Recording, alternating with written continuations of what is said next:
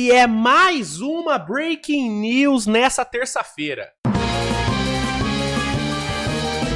Breaking News. Rapaz. Mercado da NBA tá daquele jeito, mano. Eu vou te falar. Fazia muito tempo mesmo, que a gente não tinha um início de off-season tão surreal como esse.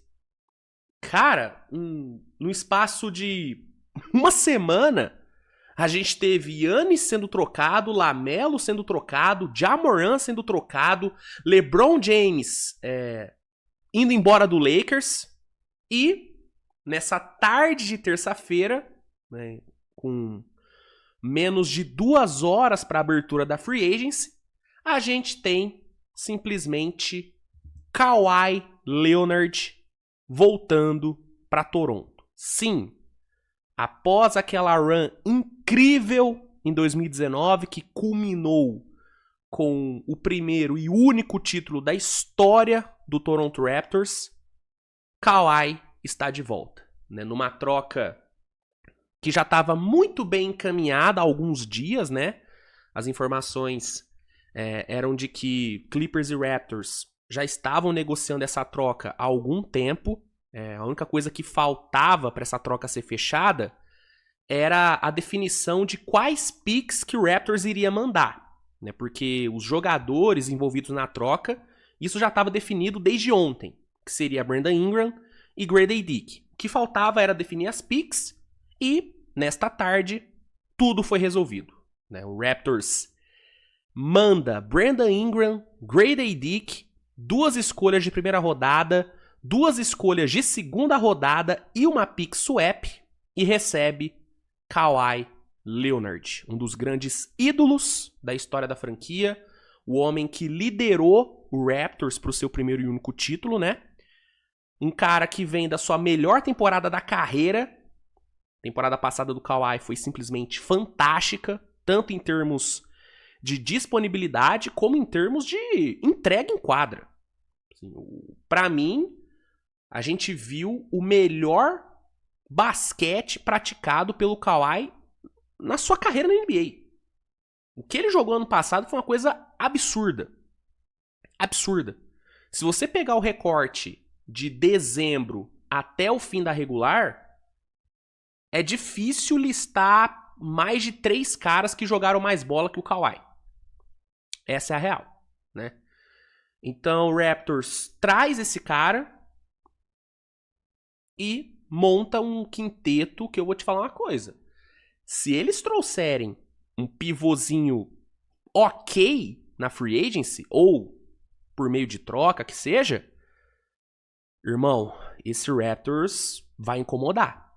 Porque você tem hoje um quinteto com Quickley, RJ, Kawhi, Scottie Barnes e o Collin Boyles, que poderia ser esse pivô improvisado. Lembrando que temporada passada ele fez pivô em muitos jogos, inclusive nos playoffs. Cara, é um quinteto de respeito.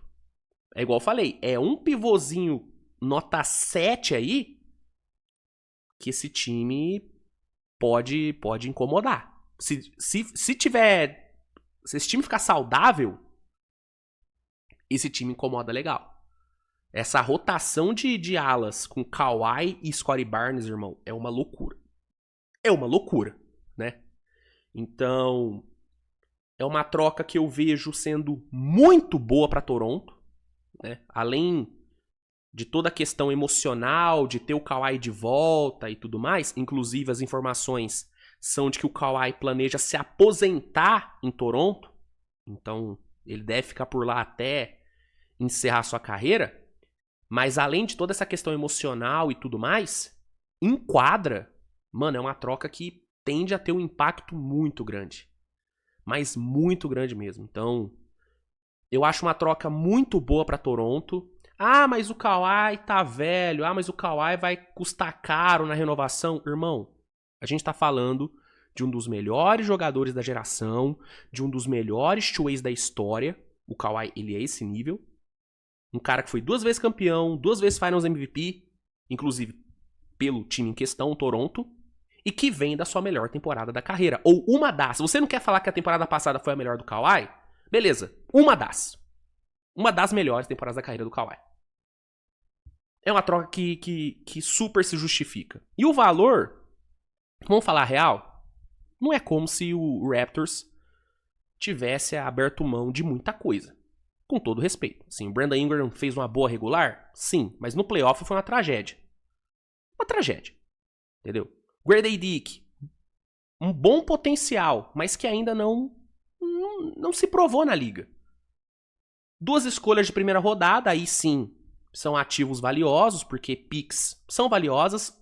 Com essa mudança no draft, as picks perdem um pouquinho de valor, mas ainda são valiosas. Então, beleza, são 2 picks de primeira rodada. Mas considerando que esse Raptors vai ser um time que o foco vai ser brigar por título nos próximos anos, ou o mais próximo disso, não é como se picks de draft, né, fossem fazer tanta falta assim pro time. Então, e são 2 picks. Abrir mão de 2 firsts, 1 swap e 2 seconds pra ter o Kawhi Leonard. Então, desculpa, pra mim é uma troca excelente pra Toronto. Excelente. É excelente também pro Kawhi. Beleza, não vai morar mais em Los Angeles, vai ter que voltar a morar no Canadá, mas, irmão, vai estar num time competitivo, num time bom e num time onde ele é Deus. Onde ele é Deus, entendeu? E que vai dar a grana que ele quer ganhar na renovação. Então, pro Kawhi é bom, pro Raptors é bom. E vou te falar, pro Clippers é bom também. Poderia ter pego mais pelo Kawhi, ainda mais ele vindo da temporada que veio?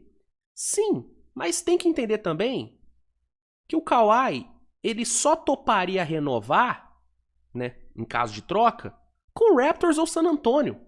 Pelo menos foi o que saiu. E aí, velho, nessa situação, não tinha muito o que o Clippers fazer. Porque se o Clippers troca o Kawhi pra um time onde ele não vai renovar, ele já perde valor pra caralho. Entendeu? Então, você troca o Kawhi pro Raptors, ganha um capitalzinho de draft, ganha um jovem e ganha o Brandon Ingram, que, por pior que tenha sido o playoff dele, ele fez uma boa regular. É um cara que, como titular, ele rende. Não é um cara pra ser sua primeira opção no ataque. Se você é um time competitivo que almeja coisas grandes, não dá pro Brandon Ingram ser sua primeira opção no ataque. Não dá.